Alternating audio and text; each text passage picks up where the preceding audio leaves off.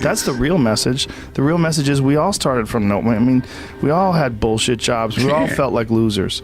But through time and effort, you build a stronger human. You build a stronger body. You build a stronger mind. You build accomplishments and will and momentum. And then you look back and you go, hey man, I'm not washing tables anymore. You know, I'm not washing dishes. I'm not cutting lawns. I'm not digging ditches. Yeah. You know, I'm a different person now, but I used to be.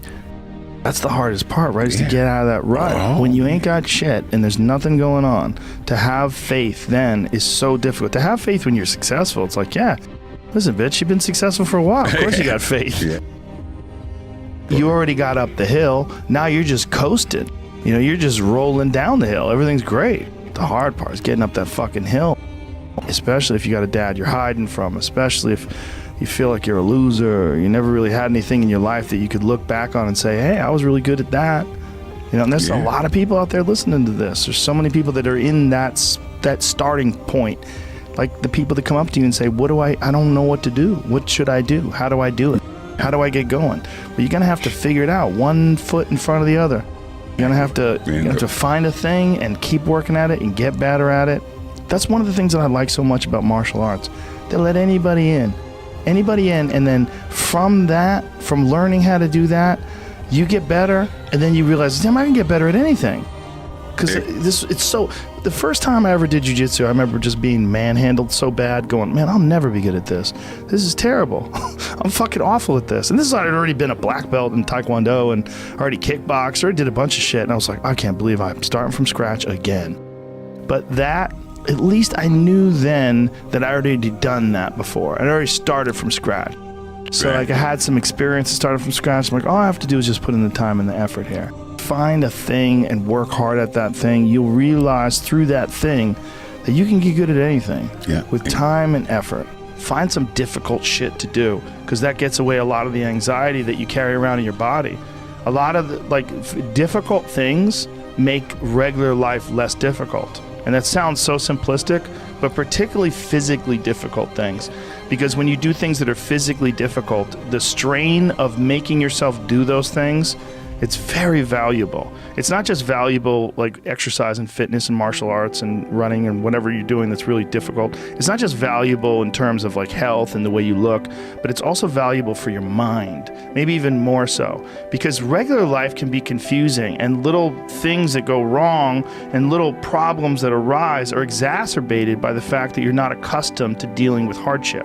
So creating your own bullshit, whether it's through fucking some brutal kettlebell exercise or running up hills or something, is extremely valuable for you also, not just accepting the nuanced perspectives of other people, but also being able to navigate through this world with some sort of an understanding of just how complex it all is and how weird it all is, and not be overly thrown off by every little dip in the road and pothole that you encounter. There's been many days where I didn't want to work out. I just didn't feel like I had the energy, and I just forced myself. And I think there's very few people out there that know how to force themselves. That's a learned skill. That kind of discipline and focus.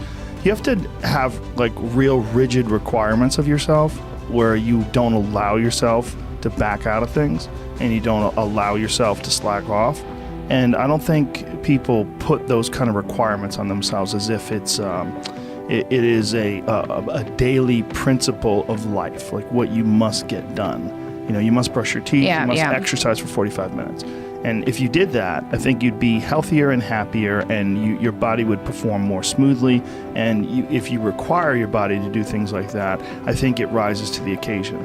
There are very few people that have that kind of discipline. So because of that, they come up with excuses. And excuses are a giant part of the problem. It's not simply a physical health issue. There's also mental aspects of it, and discipline's a big one. I just know way too many people who are weak mentally.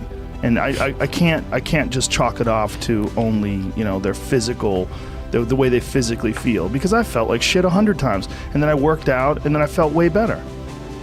It's just a fact of life. That's real. You know, you just got, people don't know how to do that. And it's not, and if you're used to doing this, Get in your car, sit down, drive to the office, sit down, go to the lunch, sit down, you know, go to the board meeting, sit down, get in your car on the way home, sit down, get home in front of the TV, sit down, then go to the gym, fuck off. They don't have any energy. You know, their body's not, their body's like, I don't have it in me to do this. And I don't believe that. I don't believe that. I think it's a lot of it is the mindset. That's really what it is. It's like, I'm sure a lot of it is diet, and a lot of that diet affects their physical health. But there's been many, many people that have just put their foot down and said, enough, I'm going to change my life. And they don't take any excuses, and they feel way, way better. Diet is most certainly a part of that, but there's also a discipline aspect. And these things are not mutually exclusive. They exist together. They're all together. And they work symbiotically. The way your mindset affects the choices you make with your diet. And the mindset also affects the choices you make in terms of like whether or not you require yourself to exercise. And I think these are critical aspects that people like to gloss over, or they like to make excuses about. And they get very angry if you don't accept those excuses. And that's a sign that they're trying to enforce this standard and this idea and push it on you and give themselves an excuse. And it's one of the reasons why they get angry. It's one thing if someone has a legit physical issue like you do, but there's a lot of people who do not. They just have poor diet choices, they have a sedentary lifestyle, and they have the momentum of this sedentary lifestyle that's holding them back. They're accustomed to being lazy. To give people this excuse, I don't have the energy to exercise, that is crazy to say. Can you walk to the fucking refrigerator? Yes. Well, you can exercise. You don't have to do anything crazy. Just walk around the block. There's 80-year-old ladies who take yoga with me.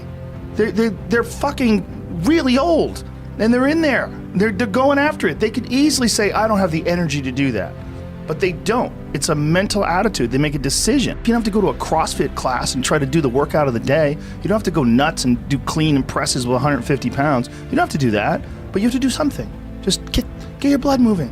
Your body has requirements. It wants to move. It really does. And when it does, you feel better. This thing that we all have, everyone has, and not just me, I mean everybody that does anything has.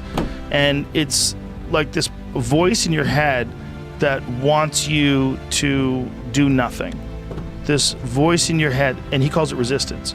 And he talks about this resistance that is in your head, and that you have to decide that you are a professional. This is what a professional does. A professional goes to work